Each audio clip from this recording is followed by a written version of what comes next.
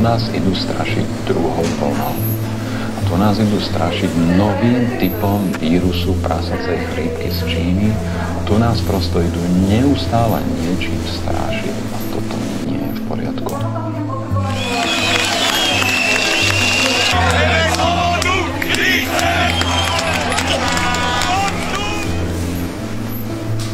Po mesiacoch od prvého nakazeného na Slovensku vám prinášame túto knižnú pecku, zostavenú z textov odborníkov, vedcov a lekárov.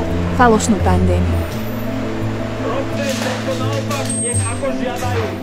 Zhromažďujte sa, nenosme rúška, netestujme sa, nedajme sa zaočkovať vakcínou, keď nie je záruka bezpečnosti.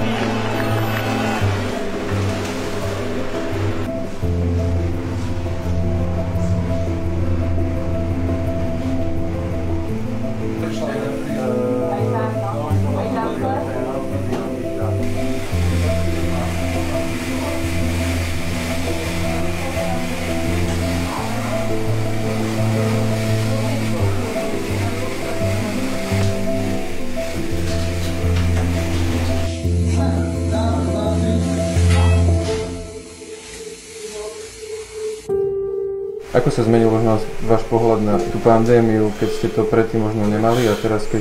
No určite, samozrejme, že je to citeľné. Svojím spôsobom som pochyboval o tom. Mám rešpekt teraz.